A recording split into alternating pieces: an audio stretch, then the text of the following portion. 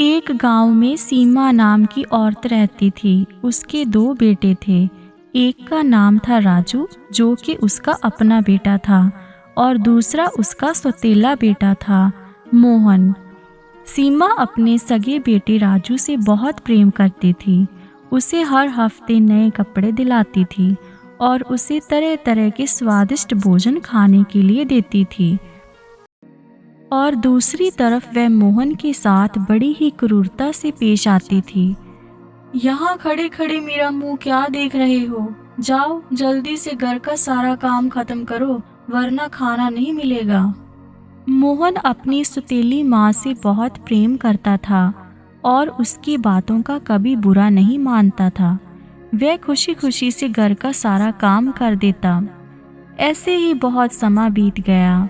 एक दिन सीमा अपने बेटे राजू से कहती है, मेरे प्यारे बेटे, अब तुम बड़े हो गए हो। मुझे तुम्हारी शादी की चिंता सता रही है, परंतु मैं चाहती हूँ कि तुम्हारी शादी से पहले पहले अगर घर और जमीन का बंटवारा हो जाए तो बहुत अच्छा होगा। राजू ने अपनी माँ की ये बात सुनकर कुछ देर सोचा और फिर कहने लगता है, ठीक है माँ, जैसा तुम ठीक समझो वैसा ही होगा।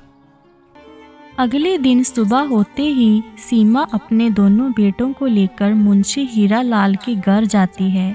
हीरा लाल सीमा और उसके बेटों की तरफ देखकर बोलता है, अरे सीमा, तुम यहाँ क्या हुआ? कैसे आना हुआ मेरे घर?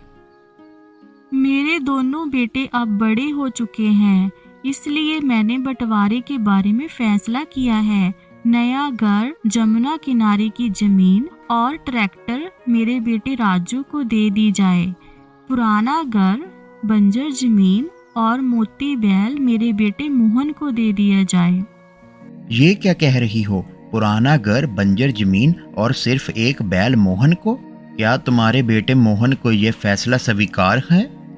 मोहन ये सब सुनकर गहरी सोच में पड़ जाता है और तभी वह हीरा लाल से कहने लगता है, हीरा लाल जी, आप वैसे ही करिए जैसी मेरी माँ की इच्छा है। मेरी माँ ने एकदम सही फैसला ही लिया होगा। मुझे यह बंटवारे का फैसला मंजूर है। हीरा लाल मोहन की इतनी बात सुनकर चौंक जाता है और वह उसके कहने पर नया घर, जमुना किनारे की जमीन और ट्रैक्टर उसके भाई राजू के नाम कर देता है। बंटवारा होते ही सीमा अपने बेटे राजू की शादी कर देती है और दूसरी ओर बेचारा मोहन बंजर जमीन को बोने के लिए दिन रात मेहनत करने लगा। बहुत दिनों तक खेत जोतने के बाद मोहन मोती से कहता है, अरे मोती, हमें बहुत समय हो चुका है इस जमीन को जोतते हुए, परंतु इसमें तो फसल होने का नाम ही नहीं ले रही। हे भगवान, हमारी सहायता करो। मोहन ने हार नहीं मानी। वह दिन रात उस बंजर जमीन को मोती की मदद से जोतता रहा और पुराने घर में रूखी सूखी रोटी खाकर अपना गुजारा करने लगा। बहुत समय तक ऐसा ही चलता रहा। एक दिन अचानक सीमा बीमार पड़ जाती है। तभी उसके बेटे राजू ने एक डॉक्टर को बुलाया। डॉक्टर सीमा की रिपोर्ट्स चेक करके उसके बेटे राजू और बहू से कहने लगती है, उनकी सारी रिपोर्ट्स मैंने देख ली हैं। इनके गुर्दे में पथरी है, जिसकी वजह से इन्हें बहुत ज़्यादा दर्द हो रहा है। हमें इनका ऑपरेशन करना पड़ेगा, जिसके लिए कम से कम 20,000 रुपए लगेंगे। जब पैसों का इंतजाम हो जाए तो इन्हें मेरे हॉस्पिटल में लेकर आ जाना।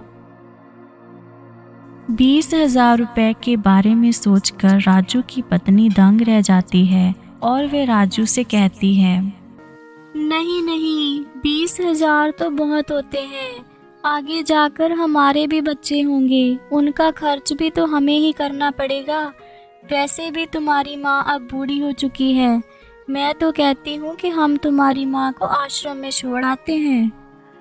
आश्रम के नाम से राजू के मन में जरा सी भी दया नहीं आई। उसने अपनी पत्नी की बात मानकर अपनी माँ को आश्रम में छोड़ दिया। दूसरी ओर जब मोहन अपने खेत की जुताई कर रहा था तो उसके पास उसका पुराना मित्र बंटी आकर उसे कहने लगता है, सचमुच ही तुम्हारे भाई को लालच ने अंधा कर दिया है भाई। कैसा भाई है तुम्हारा, अपनी माँ का एक पथरी का ऑपरेशन नहीं करवा सका वो। सिर्फ 20,000 की तो बात थी, इतना पैसा कहाँ लेकर जाएगा। मैंने सुना है कि वह अपनी माँ को आश्रम में छोड़ आया है। अरे बाप रे, ये मैं क्या सुन रहा हूँ? मेरी माँ आश्रम में? नहीं नहीं, ऐसा नहीं हो सकता। मैं अभी आश्रम में जाकर उनको घर ले आता हूँ। मोहन तुरंत ही अपनी बैलगाड़ी लेकर आश्रम की ओर जाने लगता है। वह अपनी माँ को बैलगाड़ी पर बिठाकर अपने पुराने घर में लेकर आ जाता है। मोहन अपनी माँ की रात दिन सेवा करने लगा और उसका ख्याल रखने लगा।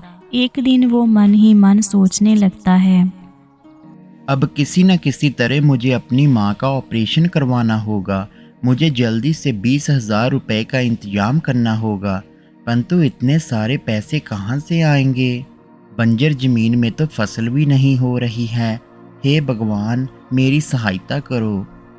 इतने सारे पैसे कहाँ से आएंगे? मोहन रात दिन यही सोचता रहता था, परंतु उसने हार नहीं मानी। वह दिन रात अपनी बंजर जमीन में फसल उगाने के लिए मेहनत करता रहता था। कुछ समय बाद बहुत तेज वर्षा होने लगी। देखते ही देखते उसकी बंजर जमीन पानी से भर गई। बारिश की वजह से जमीन को बोना बहुत आसान हो गया। उसने चंद ही घंटों में अपनी सारी बंजर जमीन को बो दिया। आखिरकार उसकी मेहनत रंग लाई।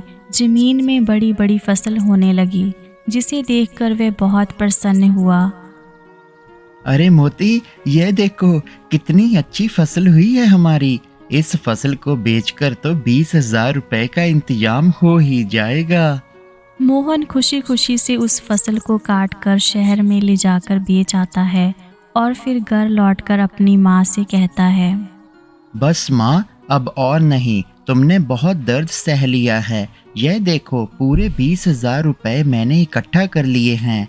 अब तुम्हारा ऑपरेशन हो जाएगा, तुम अब निश्चिंत हो जाओ।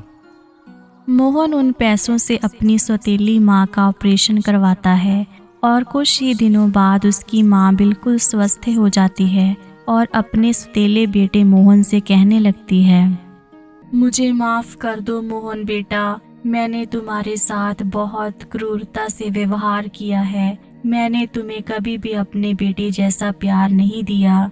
मैंने जानबूझकर तुम्हें पुराना घर और बंजर जमीन दिलाई थी ताकि तुम हमारी नज़रों से दूर रहो, परंतु तुमने मेरे लिए इतना कुछ किया, ये मैं कभी सोच भी नहीं सकती थी। मोहन, आज से तू ही मेरा प्यारा बेटा है।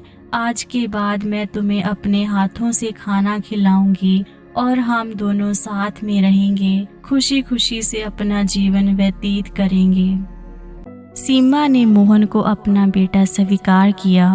दोनों एक साथ खुशी खुशी से रहने लगे। इसीलिए तो कहते हैं कि हमें अपने जीवन में कभी भी लालच और भेदभाव नहीं करना चाहिए। कई बार हमारे अपने ही हमें बुरे वक्त में धोखा दे देते हैं।